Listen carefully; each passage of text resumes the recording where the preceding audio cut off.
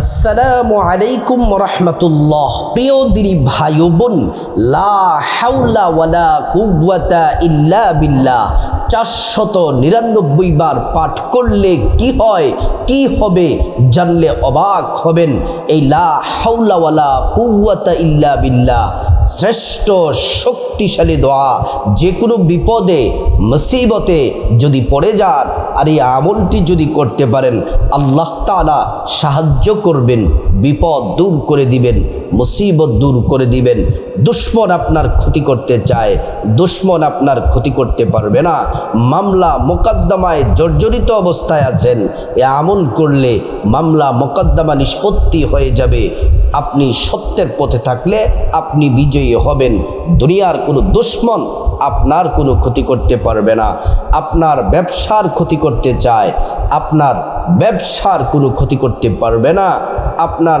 আপনাকে জাদু টোনা black magic পরিবারের মানুষকে ক্ষতি করতে চায়, পরিবারের কাউকে ক্ষতি করতে পারবে না। এই আমলটি অত্যন্ত দামি আমল। অনেকের ছেলে মেয়ে বিভিন্নভাবে পেরেশানিতে থাকে। ছেলের বিবাহ হয় না, মেয়ের বিবাহ হয় না, মেয়েটাকে নিয়ে বড় দুশ্চিন্তায় আছেন। যদি আপনি এই লা হাওলা ওয়ালা কুওয়াতা ইল্লা বিল্লাহর আমলটি করতে পারেন, তাহলে আপনার মেয়ের জন্য আল্লাহ রাব্বুল আলামিন নেককার ভালো স্বামী ব্যবস্থা করে দিবেন। আর আপনার ছেলের জন্য যদি আমল করেন, আল্লাহ তাআলা নেককার স্ত্রী ব্যবস্থা করে দিবেন। অনেকের ছেলে বিদেশে যেতে পারে না, কাগজপত্র দিয়ে রেখেছে, টাকা জমা দিয়ে রেখেছে। আপনার সন্তানের জন্য এই আমলটি যদি করেন, আল্লাহ যদি কল্যাণ মনে করেন, অতি দ্রুত সময়ে আপনাকে বিদেশে যাওয়ার, আপনার সন্তানকে বিদেশে যাওয়ার ব্যবস্থা করে দিবেন। আর অনেকের ছেলে আছে বিদেশে, মালিক নির্যাতন করে, টাকা পয়সা দেয় না, বেতন আটকিয়ে রাখে। এই জন্য আমলটি করতে পারেন, বড় পাওয়ারফুল শক্তিশালী আমল। যারা ঋণগ্রস্ত আছেন, আপনারাও আমলটি যদি করতে পারেন, তাহলে ফলপ্রসূ ফলাফল পাবেন, অবাক করা ফলাফল পাবেন। এটা খুবই শক্তিশালী দোয়া। নবীজি বলছেন, উম্মত লা হাওলা ওয়ালা কুওয়াতা ইল্লা বিল্লাহর আমলটা করো। লা হাওলা ওয়ালা কুওয়াতা ইল্লা বিল্লাহ এত দামি আমল, দুনিয়ার সব পেরেশানি দুশ্চিন্তা বিপদ দূর হয়ে যাবে। আর পরকালে তার জন্য ফজিলত আছে। পরকালের ফজিলতটা হলো আল্লাহ সুবহানাহু ওয়া তাআলা জান্নাতে আপনাকে অসংখ্য অগণিত বার গুপ্ত ধনভাণ্ডার দিবেন। এই আমলটি আপনি কখন করতে পারেন? এই আমলটি দিনে রাতে যে কোনো সময় করতে পারেন, কিন্তু আমলটি করার জন্য সব থেকে উত্তম সময় হলো এশার নামাজের পরে করা। আমলটি করার জন্য সব থেকে উত্তম হলো আপনি এশার নামাজ পড়ার পরে যদি আপনি আমলটি করতে পারেন। এ আমল করলে আল্লাহর সাহায্য আসবে। আল্লাহ কোরআনে কি বলেছেন? ওয়াইদা সাআলাকা ইবাদি আন্নী ফাইন্নী করিব উজিবু দাওয়াতাদ দাঈ ইযা দাআন। আল্লাহ পাক বলেন, মুহাম্মদ সাল্লাল্লাহু আলাইহি ওয়াসাল্লাম, আমার বান্দারা যদি আপনাকে জিজ্ঞেস করে আমি আল্লাহ সম্পর্কে, আমি আল্লাহ কোথায় যদি জিজ্ঞেস করে, তাহলে আপনি বলে দেন ইন্নী করিব, আমি আল্লাহ অতি নিকটে আছি। আমি আল্লাহর কাছে যা চাইবে আমি আল্লাহ পাক তাই দিব। প্রিয় সম্মানিতা মা বোনেরা আমার, আল্লাহ কোরআন শরীফের আরেক জায়গায় বলেন, আলা ইন্না নাসরাল্লাহি করিব। আল্লাহ রাব্বুল আলামিনের সাহায্য অতি নিকটে আছে, খুবই নিকটে। আল্লাহর কাছে এ আমল করে সাহায্য চাইতে দেরি, আল্লাহ সাহায্য করতে দেরি করবেন না। এই আমলটি করলে আসমান জমিনের বরকতের দরজা খুলে দেওয়া হয়। আরেক জায়গায় আল্লাহ বলেন, ওয়ালিল্লাহি খাযাইনুস সামাওয়াতি ওয়াল আরদ আল্লাহ রাব্বুল আলামিন বলেন, আসমান জমিনের যত ধনভাণ্ডার আছে সব ধনভাণ্ডারের চাবি আল্লাহর কাছে। আল্লাহ রাব্বুল আলামিন যাকে চান তাকে রিজিক দিয়ে, ধন দৌলত দিয়ে আল্লাহ পাক তাকে ধনী বানায়া দেন। লা হাওলা ওয়ালা কুওয়াতা ইল্লা বিল্লাহর আমলটি বলার আগে আপনাদেরকে লা হাওলা ওয়ালা কুওয়াতা ইল্লা বিল্লাহর কয়েকটি ফজিলত আপনাদেরকে বলি, না হলে তো হক আদায় হবে না। তারপর আপনাদেরকে সুন্দর করে লা হাওলা ওয়ালা কুওয়াতা ইল্লা বিল্লাহের আমলটি সুন্দর করে আপনাদেরকে বলে দিব। লা হাওলা ওয়ালা কুওয়াতা ইল্লা বিল্লাহর এক নম্বর ফজিলত হচ্ছে জান্নাতের মূল্যবান ধনভাণ্ডার আল্লাহ পাক আপনাকে দিবেন। দুনিয়ার ধনভাণ্ডার যেমন দিবেন, জান্নাতে তার থেকে হাজারো কোটি গুণ বেশি মূল্যবান ধনভাণ্ডার আল্লাহর পক্ষ থেকে পাবেন। লা হাওলা ওয়ালা কুওয়াতা ইল্লা বিল্লাহর আমল যদি করেন, আল্লাহ তাআলার উপর অগাধ বিশ্বাস বৃদ্ধি পায়। ইমানদারের মুসলমান, ইমানদার মুমিন মুত্তাকি আল্লাহর প্রতি যত বেশি তাওয়াক্কুল, যত বেশি ভরসা করতে পারে, আল্লাহ তাআলা বান্দার প্রতি তত বেশি রাজি হন। আর বান্দায় যে কোনো চাওয়া তাওয়াক্কুল যদি পরিপূর্ণ রেখে চাইতে পারে, আল্লাহ তাআলা বান্দাকে খালি হাতে ফিরাইয়া দেন না। 3 নাম্বার হলো লা হাওলা ওয়ালা কুওয়াতা ইল্লা বিল্লাহের আমল করলে দুশ্চিন্তা, পেরেশানি, কষ্ট আল্লাহ তাআলা দূর করে দিবেন। দুনিয়ার যত পেরেশানি, দুনিয়ার যত ঝামেলা, দুনিয়ার যত কষ্ট দুঃখ আছে, সব দুঃখ কষ্ট আল্লাহ দূর করে দিবেন। 4 নাম্বার আমল হলো এই লা হাওলা ওয়ালা কুওয়াতা ইল্লা বিল্লাহর আমল করলে আল্লাহ তাআলা গুনাহ থেকে বেঁচে থাকার তৌফিক দেন। আপনি বড় বড় গুনাহ, ছোট ছোট গুনাহ, আল্লাহ তাআলা গুনাহ থেকে বেঁচে থাকার তৌফিক আপনাকে দান করেন। 5 নাম্বার লা হাওলা ওয়ালা কুওয়াতা ইল্লা বিল্লাহর আমল করলে আল্লাহ তাআলা নেক আমল বেশি বেশি করার তৌফিক দেন, ভালো কাজ করার তৌফিক দেন। 6 নাম্বার লা হাওলা ওয়ালা কুওয়াতা ইল্লা বিল্লাহর আমল করলে শুধু যে আপনি দুনিয়ার আপনার পেরেশানি মুসিবত দূর হবে, প্রয়োজন পূরণ হবে, বিষয়টা এমন না। আল্লাহ তাআলা আপনার এত পরিমাণ আপনার আমল নামায় নেকি দিবেন যা আপনি কল্পনাও করবেন না। 7 নাম্বার শয়তানের কুমন্ত্রণা থেকে আল্লাহ তাআলা এই আমলের মাধ্যমে শয়তানের ধোঁকা থেকে, কুমন্ত্রণা থেকে রক্ষা করেন। 8 নাম্বার যে ব্যক্তি আমল করে তার মধ্যে নম্রতা, বিনয় আল্লাহ পাক দান করেন। 9 নাম্বার দৈনন্দিন জীবনে, ব্যক্তিগত জীবনে, পরিবারে, সংসারে বরকত আল্লাহর পক্ষ থেকে আসে, তার জন্য বরকতের সবগুলা দরজা আল্লাহ খুলে দেন।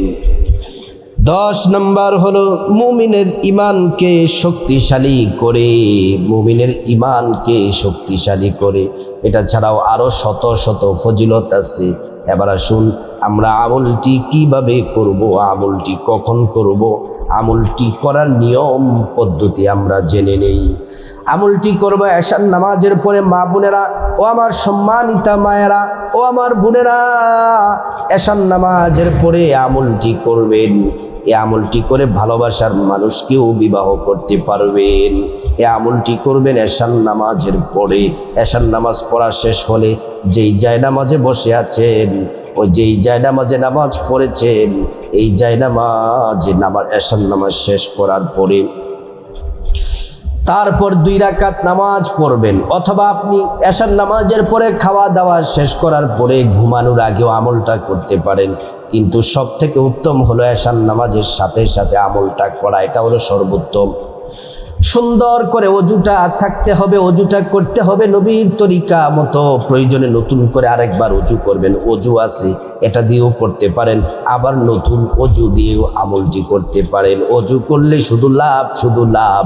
নবীর তরিকায় অজু করবেন। বিসমিল্লাহির রহমানির রহিম। অজুটা সুন্দর করে করবেন। অজুটা যদি সুন্দর করে করেন, আল্লাহ রাব্বুল আলামিন 2টি পুরস্কার দিবেন।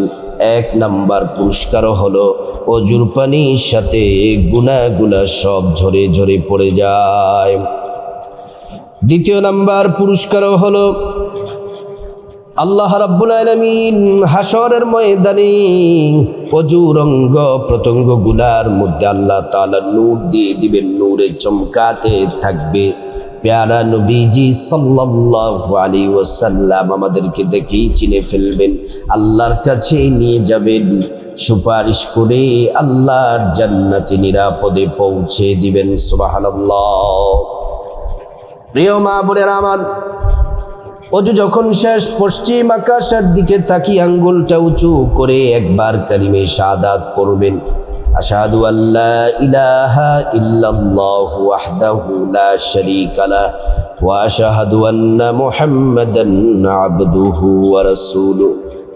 কালিমে শাহাদাত পড়লে কি হবে?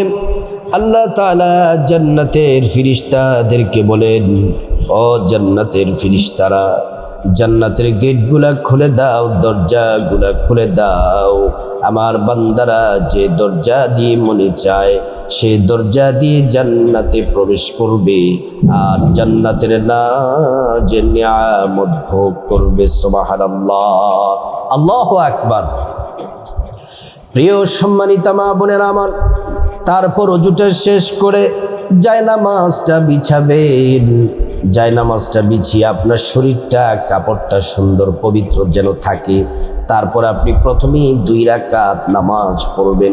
এই নামাজের নাম হলো সলাতুল হাজত নামাজ।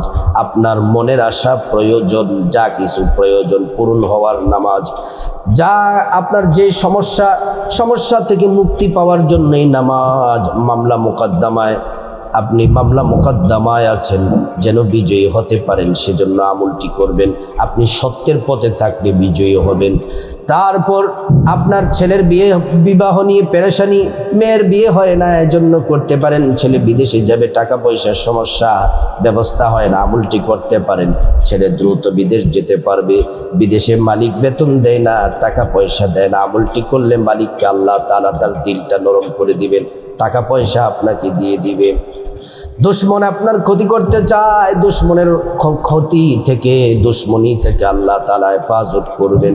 ঋণে জর্জরিত আছেন, আল্লাহ তাআলা ঋণ থেকে আপনাকে মুক্তির ব্যবস্থা করে দিবেন। প্রিয় মা বোনেরা আমার, আল্লাহ রাব্বুল আলামিন ঋণ থেকে মুক্তির ব্যবস্থা করে দিবেন। আপনি যে কোনো সমস্যার জন্য, যে কোনো বিপদের জন্য, তারপর আপনার টাকা পয়সা বিশেষ প্রয়োজন, যে কোনো জিনিস প্রয়োজনের জন্য আপনি আমলটি করতে পারেন। ভালোবাসার মানুষকে কাছে পাওয়ার জন্য আমলটি করতে পারেন। প্রথমে 2 রাকাত নামাজ পড়বেন। এই 2 রাকাত নামাজ হলো সালাতুল হাজত নামাজ। নবীজি পড়েছেন, সাহাবায়ে কেরামরা পড়েছেন, আল্লাহর ওলিরা পড়েছেন। এই নামাজ যে যে উদ্দেশ্যে পড়ে আল্লাহ তাআলা তার আশা কবুল করেন।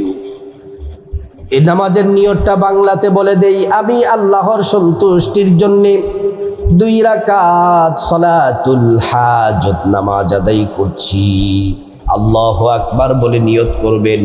প্রথম রাকাতে আলহামদু সূরার সাথে 10 বার সূরা ইখলাস, কুল হুয়াল্লাহু আহাদ সূরাটি পড়বেন। তারপর রুকু, তারপর 2 সিজদা করবেন, তারপর আল্লাহু আকবার বলে দ্বিতীয় রাকাতে দাঁড়িয়ে যাবেন। দ্বিতীয় রাকাতে আলহামদু সূরার সাথে আবারও 10 বার সূরা ইখলাস, কুল হুয়াল্লাহু আহাদ পড়ে রুকু করবেন, 2 সিজদা করে বৈঠক দিবেন। তাশাহুদ দুরূদ শরীফ দোয়ায়ে মাসুরা পড়ে ডান দিকে সালাম ফিরাবেন, বা দিকে সালাম ফিরিয়ে নামাজ শেষ করবেন। এমন করে 2 রাকাত সালাতুল হাজত নামাজটা শেষ করবেন। নামাজটা শেষ করার পরে জায়নামাজের মধ্যে বসে যাবেন। জায়নামাজের মধ্যে বসে প্রথমে এমন একটা তাসবিহ নেবেন, তাসবিহ যেন গোটা 100টা গোটা যেন থাকে। এই তাসবিহটা নেবেন, আগে গুনে নেবেন 100টা গোটা আছে কিনা, 100টা দানা আছে কিনা গুনে নেবেন। গোনার পরে তারপর প্রথমে আমি একটা দুরূদ শরীফ বলে দিব, এই দুরূদ শরীফটা পড়বেন 100 বার। 100 বার নবীজির প্রেম, মোহাব্বত, ভালোবাসা নিয়ে দুরূদ শরীফটি পড়বেন। দুরূদ শরীফটি হলো আল্লাহুম্মা সাল্লি আলা সাইয়্যিদিনা মুহাম্মদ, আল্লাহুম্মা সাল্লি আলা সাইয়্যিদিনা মুহাম্মদ, এতটুকুই। আল্লাহুম্মা সাল্লি আলা সাইয়্যিদিনা মুহাম্মদ, আল্লাহুম্মা সাল্লি আলা সাইয়্যিদিনা মুহাম্মদ, আল্লাহুম্মা সাল্লি আলা সাইয়্যিদিনা মুহাম্মদ। এই তাসবিহটি 100 বার গুনে গুনে প্রথমে দুরূদ শরীফটি পড়বেন। এই দুরূদ শরীফটি পড়লে কি হবে? আল্লাহ দোয়া কবুল করে নিবেন, একটা দোয়া আল্লাহ পাক ফিরিয়ে দিবেন না। এই দুরূদ শরীফটি যদি পড়েন, এই দুরূদ শরীফটি পড়লে আল্লাহ সুবহানাহু ওয়া তাআলা একবার দুরূদ পড়লে 10টি গুনাহ মাফ করে দেন, 10টি নেকি দান করেন, 10টি মর্যাদা আল্লাহ তাআলা বাড়ায়া দেন। শুধু তাই নয়, হাসরের ময়দানে নবীজি শাফায়াত করবেন, হাউজে কাউসারের পানি পান করায়া আল্লাহর জান্নাতে নিরাপদে পৌঁছে দিবেন। সুবহানাল্লাহ। দুরূদ শরীফটি পড়বেন 100 বার।